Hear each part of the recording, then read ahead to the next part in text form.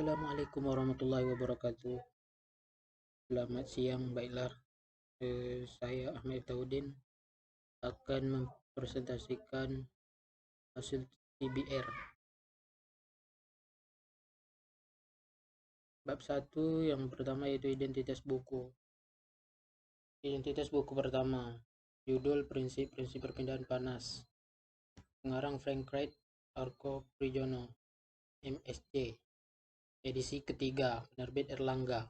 Kota terbit Jakarta, tahun terbit 1994. Identitas buku kedua, judul Perpindahan Kalor. Pengarang J.P. Holman, Senior E. Jasifi. Edisi ketiga, penerbit Erlangga. Kota terbit Jakarta, tahun terbit 1984. Bab 2, ringkasan buku. Buku utama. Bab 5, perpindahan panas dengan cara radiasi.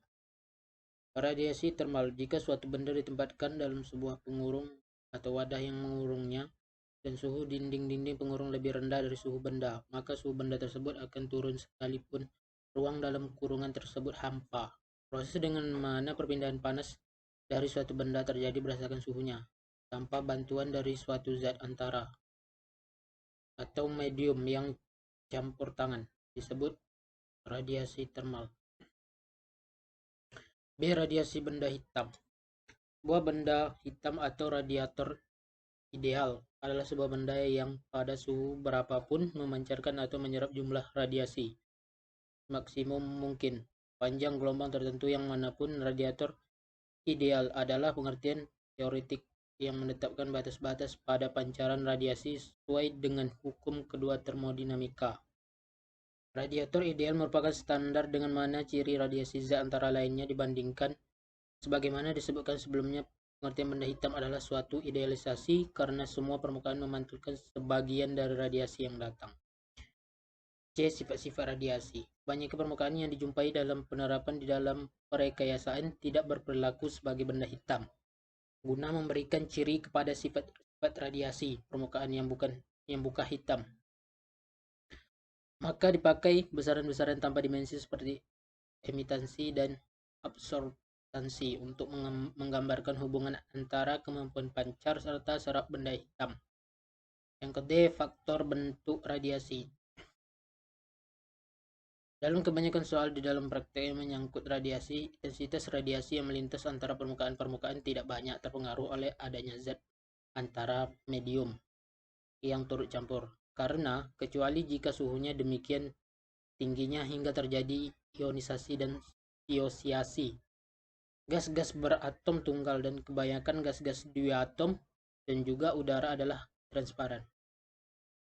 Yang ke E, radiasi di dalam kurungan yang permukaannya hitam.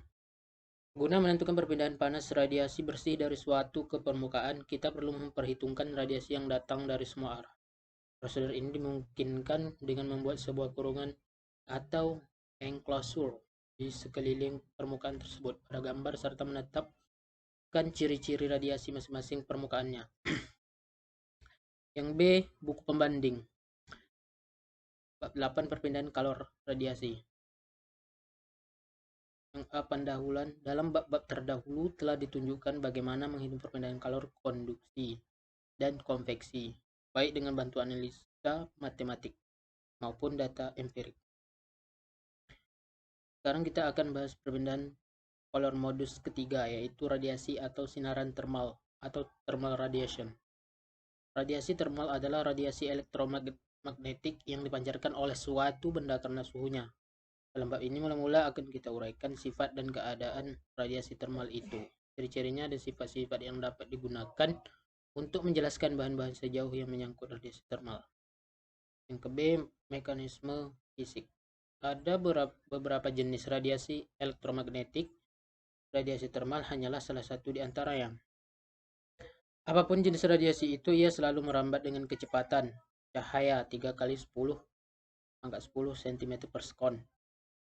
Kecepatan ini sama dengan hasil perkalian panjang gelombang dengan frekuensi radiasi. C. Sifat-sifat radiasi. Bila energi radiasi menimpa permukaan suatu permukaan, Jika sudut jatuhnya sama dengan sudut refleksi, maka dikatakan refleksi itu spekular. Di lain pihak, apabila berkas yang jatuh itu tersebar secara merata ke segala arah sesudah refleksi, maka refleksi itu disebut difusi atau baur. Sebuah cermin biasa tentu bersifat spekular untuk cahaya tampak, tetapi belum tentu bersifat spekular untuk keseluruhan jangkau panjang gelombang radiasi termal. Biasanya permukaan yang kasar lebih menunjukkan sifat difusi daripada permukaan yang diupam mengkilap. Mungkin pula permukaan yang diupam lebih spekular daripada permukaan kasar. Pengaruh kekasaran permukaan terhadap sifat-sifat radiasi termal bahan merupakan masalah yang meminta perhatian serius dan masih menjadi bahan penelitian. Di faktor bentuk radiasi.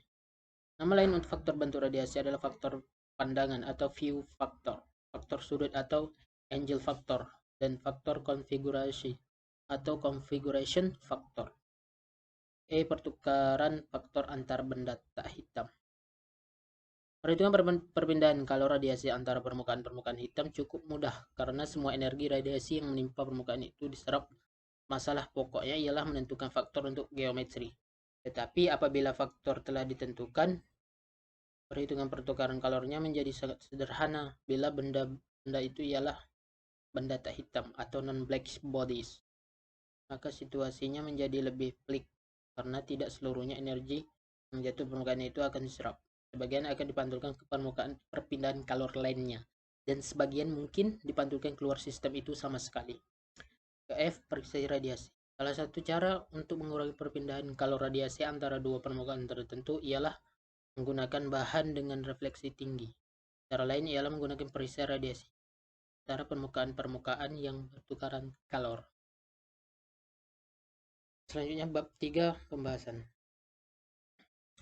Yang kelebihan dan kekurangan buku. Pertama, kelebihan. 1. Pada buku pertama dan kedua, tampilan sampulnya cukup menarik. 2. Penjelasan materi kedua buku terlihat sangat bagus karena dilengkapi dengan penjelasan yang sangat mendetail dan ada keterkaitannya. Yang ketiga, kekurangan. Dari segi bahasa yang digunakan pada kedua buku tersebut, banyak penjelasan yang berbelit atau susah dimengerti membaca. 2. Tidak mempunyai ISBN sehingga pembaca kurang tertarik untuk membacanya. Yang terakhir, bab 4 penutup. Kesimpulan dan saran. Kedua buku yang direview umumnya sangat bagus, sama-sama memberikan materinya dengan baik untuk menambah pengetahuan tentang perpindahan panas dan kalor. Akan tetapi saya lebih merekomendasikan buku pertama karena materinya cukup lengkap. Saran saya, kekurangan yang ada pada kedua buku yang direview, terutama dalam segi bahasa, bisa di-upgrade agar lebih baik sehingga banyak pembaca atau peminatnya.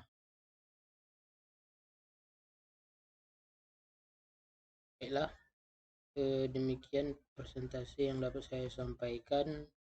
Lebih dan kurangnya saya mohon maaf. Wassalamualaikum warahmatullahi wabarakatuh.